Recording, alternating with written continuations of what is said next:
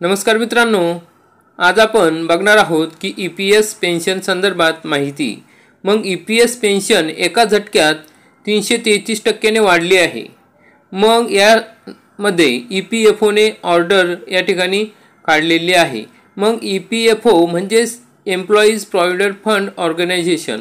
मग ही पेन्शन कशा पद्धतीने वाढली आहे आणि कशामुळे ही पेन्शन वाढली आहे त्याविषयी सविस्तर माहिती आपण या व्हिडिओमध्ये बघणार आहोत। तर मित्रांनो, आपण जर या चॅनलवरती नवीन असाल तर चॅनलला सबस्क्राइब करा, बेल आयकॉनला क्लिक करा, म्हणजे असेच महत्त्वपूर्ण अपडेट आपल्याला मिळत राहतील।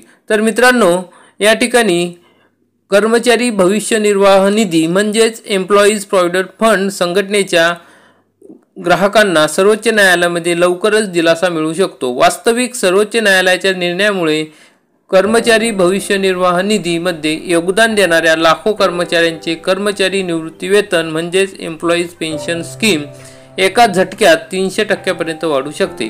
मग EPFOने कर्मचाऱ्यांच्या EPS पेन्शनसाठी कमाल 15,000 रुपये पगार निश्चित केला आहे। मग आता सर्वोच्च न्यायालय कर्मचाऱ्यांच्या भविष्य निर्वाह निधी एम्प्लॉईज प्रॉव्हिडंट फंड संघटनेची ही वेतन मर्यादा रद्द करू शकते। हे प्रकरण न्यायप्रविष्ट असून त्यावर सातत्याने सुनावणी सुरू आहे। कर्मचाऱ्यांच्या कर्मचारी पेन्शन योजनेत निवृत्ती वेतनाची गणना शेवटच्या पगारावर म्हणजेच उच्च पगाराच्या ब्रॅकेटवर देखील केली जाऊ शकते। मग EPFOच्या या निर्णयामुळे कर्मचाऱ्यांना अनेक पटीने जास्त EPS पेन्शन मिळणार आहे। मग पेन्शन मिळवण्यासाठी 10 वर्ष EPS एम्प्लॉईज प्रॉव्हिडंट फंडमध्ये योगदान देणे आवश्यक आहे। तर 20 वर्षापर्यंत सेवा पूर्ण केल्यावर 2 वर्षाचे वेटेज देण्यात येते। कर्मचारी पेन्शन योजना पेन्शन कधी वाढेल येथे समजून घेऊया। मग कर्मचारी भविष्य निर्वाह निधी संघटनेच्या सध्याच्या व्यवस्थेनुसार जर कर्मचारी 1 जून 2015 पासून नोकरी करत असेल आणि त्याला 14 वर्षाची सेवा पूर्ण केल्यानंतर पेन्शन द्यायची असेल तर त्या कर्मचाऱ्यांची पेन्शन योजनामध्ये निवृत्ती वेतन मोजले जाईल। मग पगार 20,000 रुपये, मग ते मूळ वेतन कंसात असो किंवा 30,000 रुपये। जुन्या फॉर्म्युल्यानुसार 14 वर्ष पूर्ण झाले तर कर्मचाऱ्याला 2 जून 2030 पासून सुमारे 3,000 रुपये पेन्शन मिळणार आहे। मग पेन्शनची गणना करण्याचे सूत्र, मग सेवा इतिहास म्हणजे किती वर्ष आपली सेवा झाली गुणिले 15,000 भागिले 70%। पण सर्वोच्च न्यायालयाने किंवा हायकोर्टने कर्मचाऱ्यांच्या साईडने निर्णय दिल्यावर याच कर्मचाऱ्यांची पेन्शनमध्ये एम्प्लॉईज पेन्शन वाढ होणार आहे। मग कर्मचारी पेन्शन योजनेतील वाढीचे उदाहरण म्हणजे EPS 95 पेन्शन वाढ। मग समजा कर्मचारी भविष्य निर्वाह निधी संस्थेच्या सदस्याची नोकरी 33 वर्ष आहे, मग त्याचे लास्टचे मूळ वेतन 50,000 रुपये। मग कर्मचारी पेन्शन योजनेच्या एम्प्लॉईज पेन्शन स्कीम विद्यमान प्रणाली अंतर्गत पेन्शनची गणना केवळ 15,000 रुपयाच्या कमाल पगारावर केली जाते। मग अशा प्रकारे फॉर्म्युला, समजा जर 33 वर्षे तुमची सेवा झाली मग +2 म्हणजे 35 भागिले 70 गुणिले 15,000 म्हणजे पेन्शन फक्त आपल्याला मिळते 7,500 रुपये या ठिकाणी झाली असती। पण सध्याच्या प्रणालीतील ही कमाल EPS पेन्शन आहे।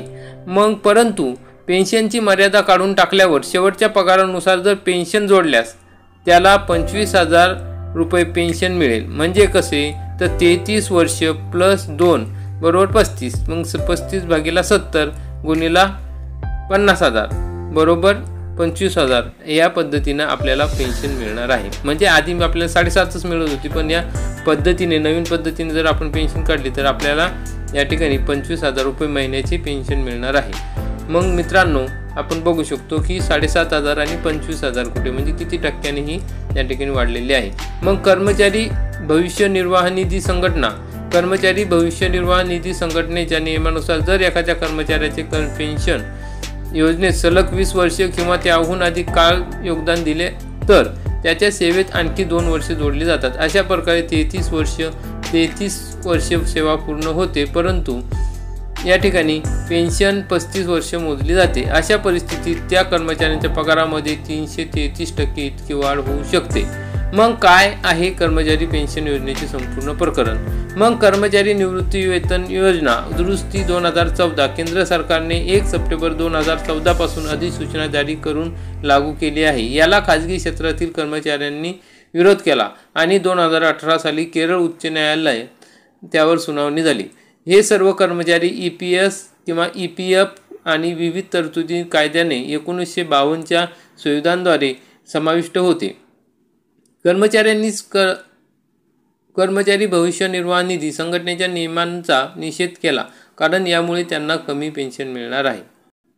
कारण पगार 15,000पेक्षा जास्त असू शकतो, परंतु EPS पेन्शनचा हिशोब कमाल पगार 15,000 रुपये ठरवण्यात आला आहे.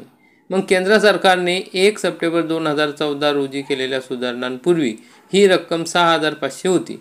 मग कर्मचारी पेन्शन योजनेचे नियम अन्यायकारक असल्याचे लक्षात घेऊन केरळ उच्च न्यायालयाने कर्मचाऱ्यांचे रीट मान्य करताना हा निकाल दिला होता. यावर EPFOने सर्वोच्च न्यायालयात SLP दाखल केली, जी सर्वोच्च न्यायालयाने फेटाळली. आता या प्रकरणात पुन्हा सुनावणी होणार आहे. मग एम्प्लॉईज प्रॉव्हिडंट फंड ऑर्गनायझेशन मग यांनी कर्मचाऱ्यांना लवकरच आनंदाची बातमी मिळू शकते.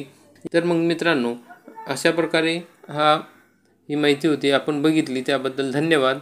व्हिडिओला लाईक करा, चॅनलला सबस्क्राईब करा, बेल आयकॉनला क्लिक करा. जय हिंद, जय महाराष्ट्र.